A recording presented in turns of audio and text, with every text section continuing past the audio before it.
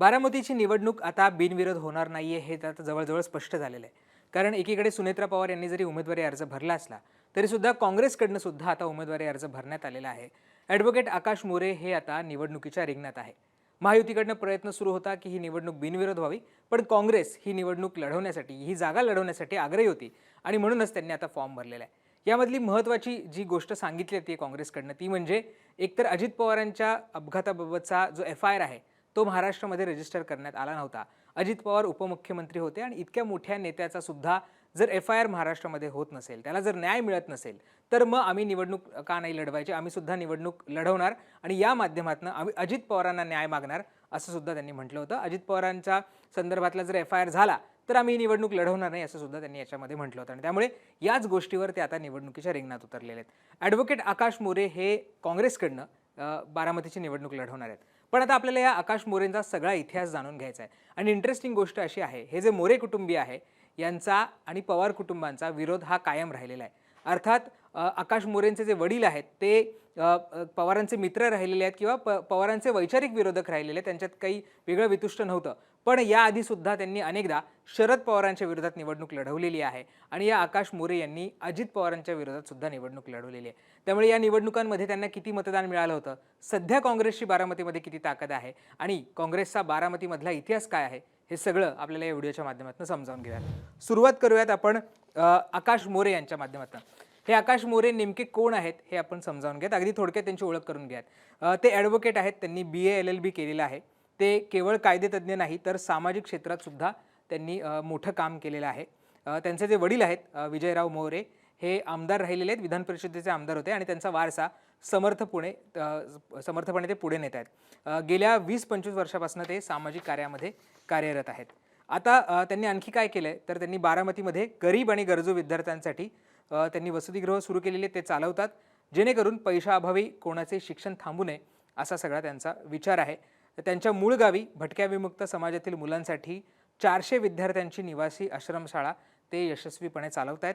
त्याचबरोबर उपेक्षितांच्या आयुष्यात प्रकाशाची वाट निर्माण करणे हेच त्यांचं ध्येय आहे, असं सुद्धा त्यांनी अनेक वेळा सांगितलेलं आणि त्याच माध्यमातून ते हे सगळं काम करत आहेत. आता ही निवडणूक लढवण्याबाबत त्यांचा काय भूमिका होती, जसं मी सुरुवातीला म्हटलं की अजितदादांच्या मृत्यूचा छडा लागलाच पाहिजे अशी त्यांची भूमिका आहे आणि म्हणूनच ते या निवडणुकीमध्ये उतरलेले आहेत आणि म्हणूनच त्यांनी संघर्षाचा पवित्रा सुद्धा केलेला आहे. त्यांचं म्हणणं आहे, जर राज्याच्या उपमुख्यमंत्र्यांना न्याय मिळत नसेल तर सामान्य जनतेने कोणाकडे पाहायचंय हा प्रश्न व्यवस्थेला विचारण्याची वेळ आली आहे, असं म्हणत ते या निवडणुकीच्या रिंगणात उतरलेले आहेत. त्यामुळे अगदी थोडक्यात मी आकाश मोरे यांचा जो परिचय आहे तो तुमच्यापर्यंत पोहोचवलेला आहे. आता हे आकाश मोरे यांनी 2014ला अजित पवारांच्या विरोधात निवडणूक लढवली होती. तुम्हाला जर आठवत असेल तर 2014ला त्यावेळेसची युती असेल किंवा त्यावेळेसची आघाडी असेल यांनी सेपरेट निवडणुका लढवल्या होत्या. त्यामुळे त्यावेळेस कोणाची युती नव्हती, युतीमध्ये निवडणुका लढवल्या गेल्या नव्हत्या. त्यामुळे चारही पक्ष वेगवेगळे लढले होते. त्यावेळेस आपण जर बघितलं तर अजित पवारांच्या विरोधात काँग्रेसकडनं आकाश मोरेंना उमेदवारी देण्यात आली होती. 2014ला राष्ट्रवादीकडनं अर्थात अजित पवार हे निवडणुकीच्या रिंगणात होते. त्यांना 1,50,588 इतकी मतं पडली होती. त्याचबरोबर आपण जर बघितलं तर भाजपचे बाळासाहेब गावडे आहेत, त्यांना 60,797 इतकी मतं मिळाली होती. शिवसेनेचे राजेंद्र काळे यांना 4,086 आणि चौथ्या नंबरवर होते आकाश मोरे काँग्रेसकडनं, ज्यांना केवळ 4,013 इतकीच मतं मिळाली होती. म्हणजे 2014चा आपण विचार केला तर अजित पवार हे लाखाच्या मताधिक्याने निवडून आले होते आणि तिकडे हे जे आकाश मोरे सध्या निवडणुकीच्या रिंगणात आहेत त्यांना केवळ अवघी 4,013 इतकी मतं मिळाली होती. त्यामुळे काँग्रेसची अर्थातच बारामतीमध्ये फारशी ताकद नाही आहे, हे अनेक निवडणुकांमधनं समोर आलेले. कारण अर्थात काँग्रेसचा शरद पवार हे अनेक वर्ष फेस राहिलेले होते आणि जेव्हा काँग्रेसमधनं राष्ट्रवादीची निर्मिती झाली त्यानंतर अजित पवार जेव्हा निवडणुका लढवायला लागले त्यावेळेस या सगळ्या निवडणुका या आघाडीमध्ये झाल्या होत्या आणि ही जागा नेहमीच राष्ट्रवादीला सुटत आली होती आणि म्हणूनच तिथे काँग्रेसचा कधी उमेदवार नव्हता किंवा काँग्रेसच्या कार्यकर्त्यांचं जाळंसुद्धा तिथे मोठं नाही आहे. पण इंटरेस्टिंग गोष्ट अशी आहे की बारामतीमध्ये धनगर समाजाचं मतदान हे मोठ्या प्रमाणावर आहे. एक प्रकारे आपण म्हणू शकतो की निर्णायक टप्प्यावर हे मतदान असतं. त्यांचं जे मतदान आहे ते विजयी उमेदवारासाठी अत्यंत महत्त्वाचं असतं आणि हे जे आकाश मोरे आहेत हे धनगर समाजामधनं येतात आणि त्यामुळेच कदाचित काँग्रेसने त्यांचं नाव पुढं केलेलं असेल आणि त्यांना निवडणुकीच्या रिंगणात उतरवलेलं असेल.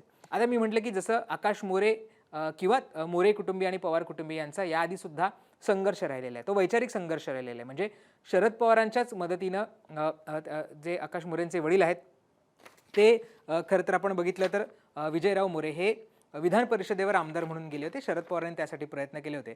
पण मोरे कुटुंबियांचा आणि पवार कुटुंबियांचा वैचारिक संघर्ष हा नेहमीच राहिलेला आहे. त्यांच्या वडिलांनी सुद्धा 1972ला शरद पवारांच्या विरोधात निवडणूक लढवली होती. त्यावेळेस काँग्रेसकडनं शरद पवार हे निवडणुकीच्या रिंगणात होते आणि समाजवादी पार्टीकडनं विजयराव मोरे हे निवडणुकीच्या रिंगणात होते. त्या निवडणुकीमध्ये शरद पवारांना पडली होती 49,874 मतं, तर विजयराव मोरे यांना पडली होती 12,401 इतकी मतं. त्यानंतर 1978ची निवडणूक सुद्धा त्यांनी लढवली होती पवारांच्या विरोधात.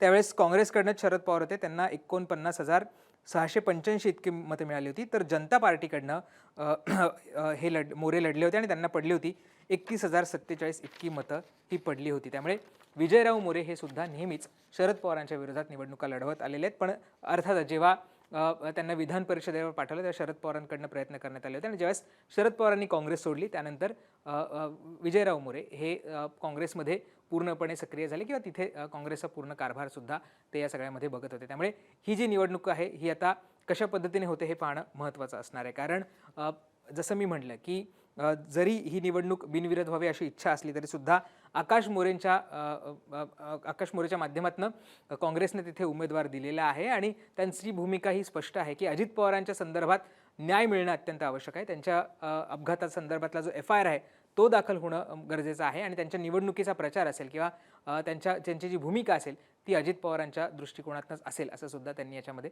म्हटलेलं आहे. त्यामुळे हा होता आकाश मोरे यांचा परिचय, मोरे कुटुंबियांचा परिचय आणि त्यांचा पवार कुटुंबियांसोबत राहिलेला संघर्ष. आता इंटरेस्टिंगली बघणं महत्त्वाचं असणार आहे की ही निवडणूक कशी होती आहे, बारामतीकर कुठल्या पद्धतीने विचार करता आहेत. बिनविरोध ही निवडणूक होणार नाही हे तर स्पष्ट झालेलं आहे. पण प्रचारामध्ये आता कशा पद्धतीने प्रचार केला जातो हे सुद्धा पाहणं महत्त्वाचं असणार आहे. तुम्हाला या सगळ्या उमेदवारीबद्दल काय वाटतं, काँग्रेसच्या भूमिकेबद्दल काय वाटतं हे मला कमेंट करून सांगायला विसरू नका आणि मुंबई तकला सबस्क्राईब केलं असेल ते सुद्धा करा. धन्यवाद.